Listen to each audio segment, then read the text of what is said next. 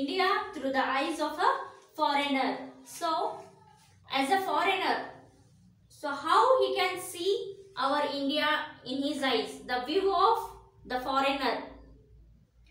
Here in this lesson, the foreigner is going to describe and appreciate our India and our Indian culture. So let us see what happens. So all of you open page number 60 in your textbook. Okay. There are the great epics and the love poetry. There is the art of the Pradhan tribe in central India which occupies the whole of one wall of my plant. Here the foreigner, the person of the foreigner, the citizen of a foreigner, he is staying in our India. So he is describing his lifestyle, how those days were. Okay. There are the great epics and the love poetry. Epics, great epics means ನಾವೇನ್ ಕಾದಂಬರಿಗಳಂತ ಹೇಳ್ತೀವಿ. So ಅಂತದೊಂದು great ಮಹತ್ವಪೂರ್ಣ ಕಾದಂಬರಿಗಳು. ಮತ್ತೆ the love poetry ಅಂದ್ರೆ ಒಂದು ಪ್ರೀತಿಗೆ ಸಂಬಂಧಪಟ್ಟಂತಹ poetry ಕವನಗಳು.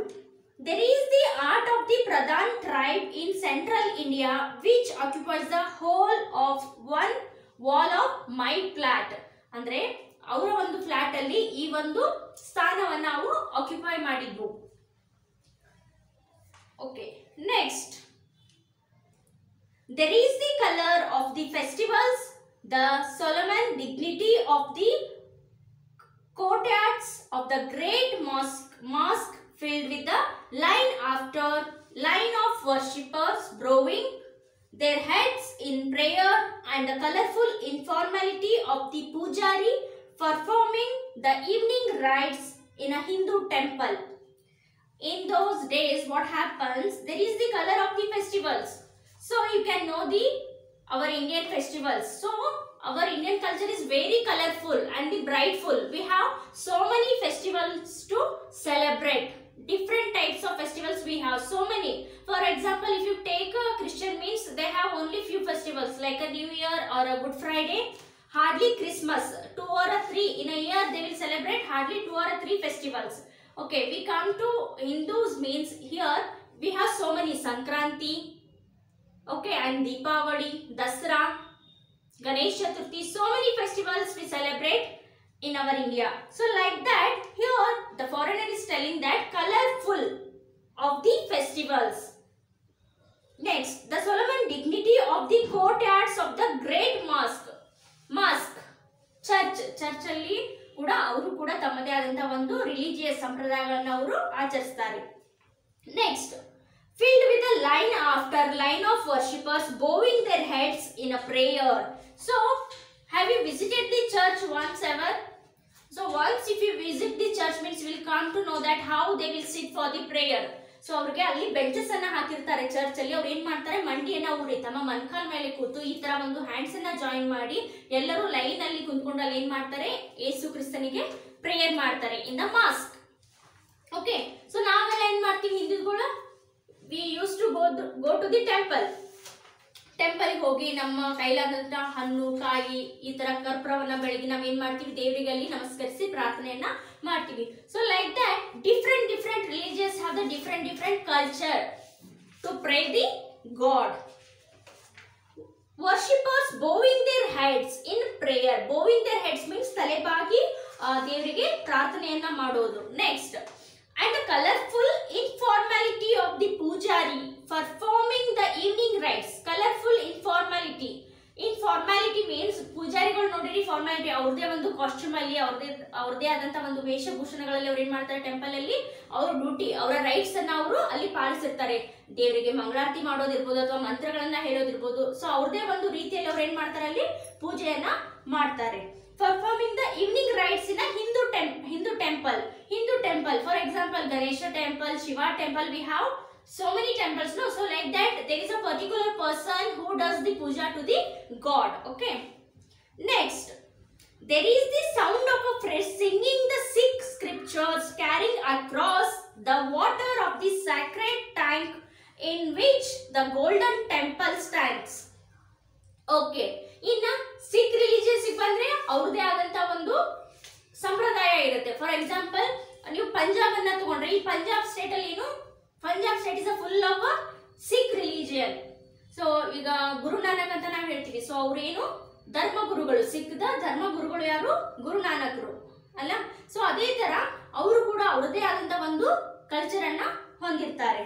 there is the sound of a priest singing the Sikh scriptures. ಆಮೇಲೆ ಆ ಒಂದು ಸೌಂಡ್ ಅನ್ನ ಕೇಳ್ತಾರೆ ಯಾರು, ಈ ಫಾರಿನರ್ ಅವರು ಒಂದು ಸೌಂಡ್ ಅನ್ನ ಕೇಳ್ತಾ ಇದ್ದಾರೆ. ಯಾವ ಸೌಂಡ್ ಅಂದ್ರೆ ಸಿಖ್ ಅವರು ಹಾಡುವಂತ scriptures, priest singing the Sikh scriptures. Priests ಅಂದ್ರೆ ಪೂಜಾರಿಗಳು ಏನ್ ಮಾಡ್ತಾ ಇದ್ದಾರೆ, ಅವ್ರದೊಂದು ಏನಿರುತ್ತೆ ಸ್ಕ್ರಿಪ್ಚರ್ ಇರುತ್ತೆ. ಏನವು ಸ್ಕ್ರಿಪ್ಚರ್ಸ್ ಅಂದ್ರೆ, ಈಗ ನಮ್ಮ ಹೆಂಗೆ ಹಾಡುಗಳು ಅಥವಾ ಸ್ತೋತ್ರ ಅಂತ ನಾವ್ ಏನ್ ಹೇಳ್ತೀವಿ, ಹಂಗೆ ಸಿಖ್ ಜನಾಂಗದಲ್ಲಿ ಕೂಡ ಅವ್ರದೇ ಆದಂತ ಒಂದು ಸ್ಕ್ರಿಪ್ಚರ್ಸ್ ಇರುತ್ತೆ. ಆ ಒಂದು ಸ್ಕ್ರಿಪ್ಚರ್ಸ್ ಅನ್ನ ಅವ್ರು ಏನ್ ಮಾಡ್ತಾರೆ, ಆ ಸಿಖ್ ಪ್ರಿಸ್ಟ್ ಅದನ್ನ ಓದಿ ಅಥವಾ ಹಾಡಿ ಹೇಳ್ತಾ ಇರ್ತಾರೆ, ಹಾಡಿನ ಮೂಲಕ ಅದನ್ನ ಹೇಳ್ತಾ ಇರ್ತಾರೆ. Carrying across the water of the sacred tank in which golden temple stands. Okay, golden temple. So it is the famous temple of the Sikh, golden temple. So ಈ ಒಂದು golden temple ಎಲ್ಲಿದೆ? Where is the golden temple? Amritsar? Yes, no? So ಅಲ್ಲಿ ಅವ್ರು ಏನ್ ಮಾಡ್ತಾರೆ, ಇದನ್ನ carry ಮಾಡ್ಕೊಂಡು ಅಲ್ಲೊಂದು ಸಿಕ್ಕದ ಒಂದು ವಾಟರ್ ಟ್ಯಾಂಕ್ ಇರುತ್ತೆ, ಅಲ್ಲಿ ಕ್ಯಾರಿ ಮಾಡಿ ಈ ಒಂದು ಹಾಡುಗಳನ್ನ ಅಲ್ಲಿ ಹಾಡ್ತಾ ಇರ್ತಾರೆ. There are the great monuments of India. Monuments, so you know that, have you tell me the some monuments of our India? And we have a 7 wonders in the world. Do you know which are those 7 wonders? Taj Mahal is also one of the 7 wonder. Taj Mahal is there in the Agra. It comes in our country, India. Yes. So like we have so many great monuments of India. I have never known anyone to be disappointed by the Taj Mahal or the forts of Rajasthan. Yes, ನೋಡ್ರಿ ನಾ ಹೇಳಿದೆಲ್ಲ, ತಾಜ್ ಮಹಲ್ ಕೂಡ ನಮ್ಮ ಒಂದು 7 ಜಗತ್ತಿನ 7 ಅದ್ಭುತಗಳಲ್ಲಿ ಅದು ಕೂಡ ಒಂದು. ಈಗ 7 ಅದ್ಭುತಗಳಲ್ಲಿ ನನ್ಗೆ ಹೆಸರು ಹೇಳ್ತೀರಾ? ಯಾವ್ಯಾವ? ತಾಜ್ ಮಹಲ್ ಒಂದು, ಮತ್ತೆ ಚೀನಾ ವಾಲ್ ಎರಡನೇದು, ಮತ್ತೆ ಯಾವ್ಯಾವುದು? Can you tell me? Gol Gumbaz ಕೂಡ ಒಂದು 7 ವಂಡರ್ಸ್ ಅಲ್ಲಿ ಬರುತ್ತೆ. ಎಸ್.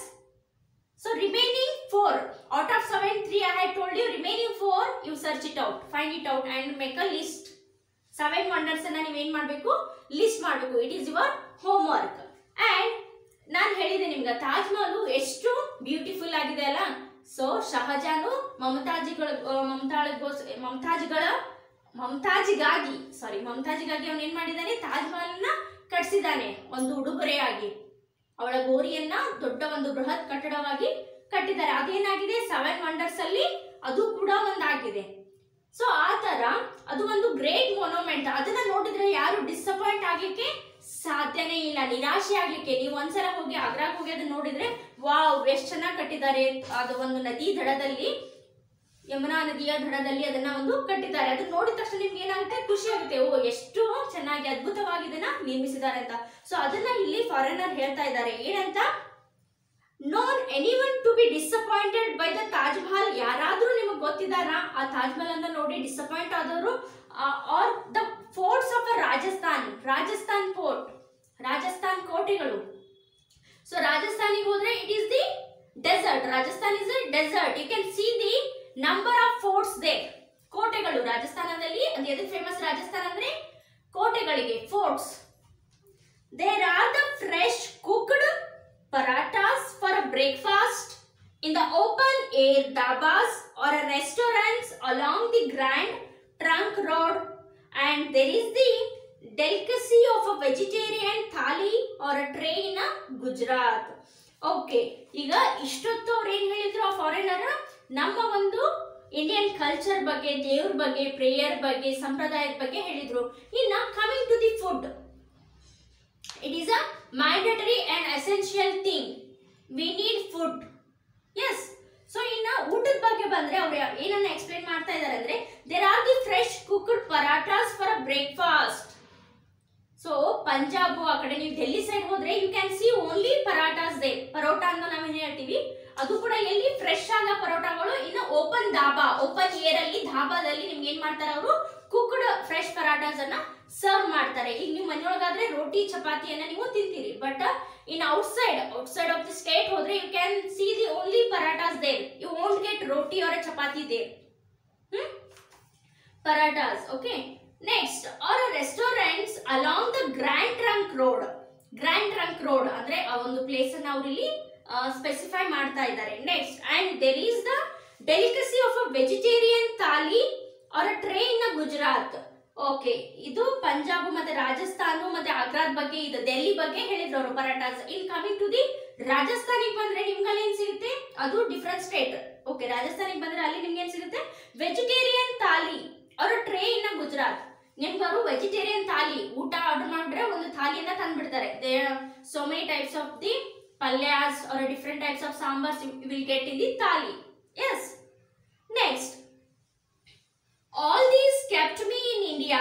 ಸೊ ಇವೆಲ್ಲ ನೋಡಿದ್ರೆ ನನ್ಗ ವಾಪಸ್ ನಮ್ಮ ದೇಶಕ್ಕೆ ಹಿಂತಿರುಗಿ ಹೋಗ್ಲಿಕ್ಕೆ ಮನ್ಸೇ ಬರ್ಲಿಲ್ಲ. ಅದಕ್ಕೆ ಅವರು ಫಾರಿನರ್ ಹೇಳ್ತಾ ಇದಾರೆ ಇಲ್ಲಿ, ಈ ಒಂದು ಎಲ್ಲವನ್ನ ನೋಡಿ, ಈ ಊಟ, ಇಲ್ಲಿಯ ಒಂದು ಸಂಪ್ರದಾಯ, ಇಲ್ಲಿಯ ಫೆಸ್ಟಿವಲ್ಸ್ ಇದೆಲ್ಲ ನೋಡಿ ನನ್ಗ ವಾಪಸ್ ನಮ್ಮ ದೇಶಕ್ಕೆ ಹೋಗ್ಲಿಕ್ಕೆ ಮನ್ಸೇ ಬರ್ಲಿಲ್ಲ. All these kept me in India. So ನನ್ನ ಇಂಡಿಯಾದಾಗ ಇರ್ಲಿಕ್ಕೆ ಕಾರಣ ಏನಂದ್ರೆ ಇವೆಲ್ಲ ಕಾರಣಗಳು, ಇವೆಲ್ಲ ಥಿಂಗ್ಸ್ ಗಳು ನನ್ನನ್ನ ಇಲ್ಲಿ ಇರ್ಲಿಕ್ಕೆ ಪ್ರೇರೇಪಿಸಿದು ಅಂತ ಈ ಫಾರಿನರ್ ಹೇಳ್ತಾ ಇದ್ದಾರೆ.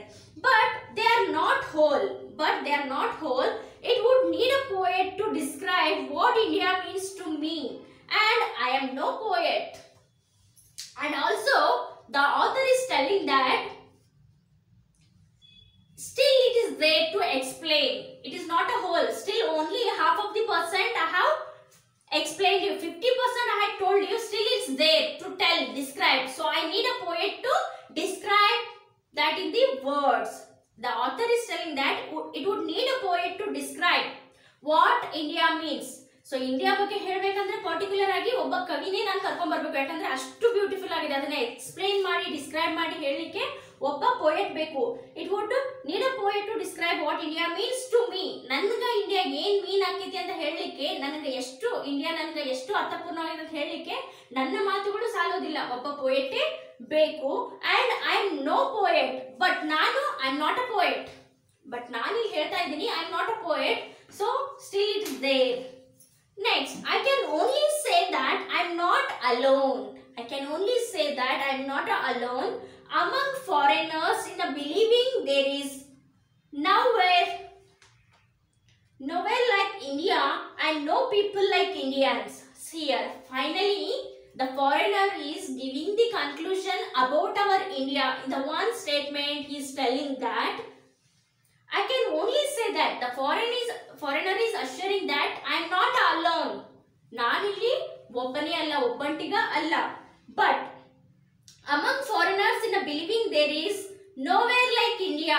So India ಹತ್ರ ನಿಮಗ ಮತ್ತೆಲ್ಲೂ ಸಿಗೋದಿಲ್ಲ. And no people like Indians.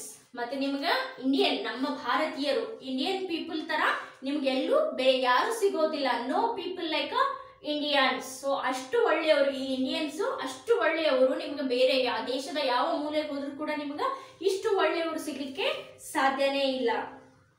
I am perhaps more unusual for a foreigner. I am perhaps more unusual for a foreigner in that I have been accepted as a part of India. So here unusual, more unusual ಅಂದ್ರೆ ಅವ್ರು ಏನ್ ಮಾಡಿದ್ರು, ಈಗ foreigner ಆದ್ರೂ ಕೂಡ ಈಗ ಇಂಡಿಯಾದೊಳಗೆ ಅದಾರ ಅಂದ್ರೆ ಯಾವಾಗೋ ಒನ್ಸ್ ಅವ್ರು ವಿಸಿಟ್ ಮಾಡ್ಬೋದು ಅವ್ರ ನೇಟಿವಿಗೆ. ಸೊ ಅಲ್ಲಿ ಅವ್ರು ಏನಾಗ್ತಾರೆ, ಅನ್ಯೂಶುವಲ್ ಆಗ್ತಾರೆ. Usual, unusual, this are the opposite words. Usual ಅಂದ್ರೆ ಕಾಮನ್ ಆಗಿ ಡೈಲಿ ಬರ್ತದೆ. ಅನ್ಯೂಶುವಲ್ ಅಂದ್ರೆ ಯಾವಾಗ ಅಪರೂಪ. ನಾನು ಈಗ ಫಾರಿನರ್ ಹೋದ್ರೆ ಅಪರೂಪ ಆಗ್ಬಿಡ್ತೀನಿ. ಬಟ್ ಅದಕ್ಕೆ in that I have been accepted as a part of India. So ನಾನೇನು ಎಕ್ಸೆಪ್ಟ್ ಮಾಡ್ಕೊಂಡೇನಂದ್ರೆ ನಾನು ಒಂದು India part. I am the part of an India. So ಎಲ್ಲೋ ಹೋಗಿ ನಾನು ಅನ್ಯೂಶುವಲ್ ಆಗೋಕಿನ್ನ ಸೊ ಇಂಡಿಯಾದಲ್ಲೇ ಇದ್ದು ನಾವೊಂದು ಇಂಡಿಯಾದ ಪಾರ್ಟ್ ಆಗೋದು ನನಗೆ ಉತ್ತಮ ಅನಿಸ್ತು. ಸೊ ಅದಕ್ಕಾಗಿ ನಾನು ಈ ಇಂಡಿಯಾದಲ್ಲಿ ಉಳಿದಿದ್ದೀನಿ ಅಂತ ಹೇಳಿ finally the author is gave the conclusion. So finally the author have been expected that as a part of India.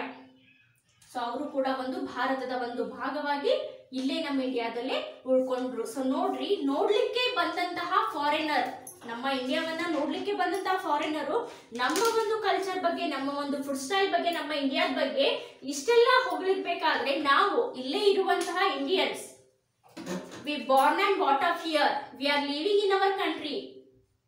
So think about it, how should we appreciate our country and how much we need to give respect to our country. Yes children, here the lesson is completed and remaining the exercise part we'll discuss in the next class. Okay, in the next class I will come in front of you with the exercise. Till then keep reading the lessons and find out the answers, make a list of the new words. Okay, yes, we'll meet in the next class. Thank you.